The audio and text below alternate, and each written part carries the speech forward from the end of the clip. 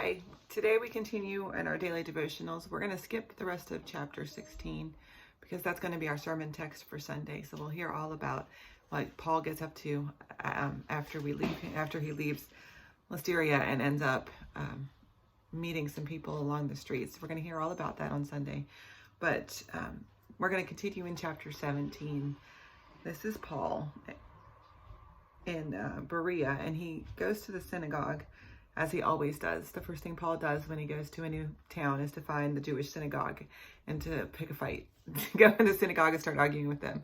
So this is what Paul does after he goes to the synagogue. Now, while Paul was waiting for them, those who conducted Paul brought him as far as Athens, and receiving a command for Silas and Timothy to come to him as soon as possible, they departed. Now, while Paul was waiting for them at Athens, his spirit was provoked within him as he saw that the city was full of idols. So he argued in the synagogue with the Jews and the devout persons, and in the marketplace every day with those who chanced to be there. Some also of the Epicurean and Stoic philosophers met him, and some said, "What would this babbler say?" Others said, "He seems to be a preacher of foreign divinities, because he preached Jesus and the resurrection." And they took hold of him and brought him to the Areopagus, saying, "May we know what this new teaching is which you present? For you bring some strange things to our ears. We wish to know, therefore, what these things mean." Now all the Athenians and the foreigners who lived there spent their time in nothing except telling or hearing something new. So Paul, standing in the middle of the Areopagus, said, "People of Athens, I perceive that in every way you are very religious. For as I passed along and observed the object of your worship, I found also an altar with this inscription, 'To an unknown God.' What therefore you worship as unknown, this I proclaim to you." So Athens is a different town. It's a different place than where Paul had gone before. He was in mainly market towns, places where he could get travel, where boats would land and boats would leave, harbor towns, or places where people could travel easily, that they were used to people coming in and out and preaching the gospel there. I think because those are the easiest places to get your message to spread. If you want people talking about something, do it where people gather, right? But Paul is stuck in Athens because the people who drive him away from Berea send him to Athens.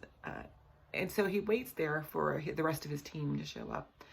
And while he's there, Paul can't help but get in a little bit of trouble. He can't help but get in a little bit of an argument with his friends, or with the people around him, not really his friends, I guess. And he starts arguing with folks in the marketplace and folks in the Areopagus, which is sort of the place where people go to learn and to argue. It's a university town. It's a school. And they're used to people coming and arguing. They like it. This is what they do. This is a different crowd than Paul is used to. This is the same people that poisoned Socrates for preaching about new divinities that weren't part of their pantheon, though that probably had more to do with politics than other things. These people were made for what Paul is trying to do. They love this thing, this rhetoric, this argument. The argument is the thing. And so they're not really wanting to be convinced. They want new. They always want new. And what Paul does is an interesting trick.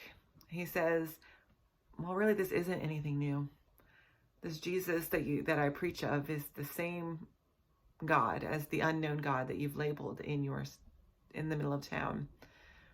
Now, they didn't think that the people of Athens weren't trying to name this unknown God. They liked the idea of there always being something they didn't know, something they had to explore.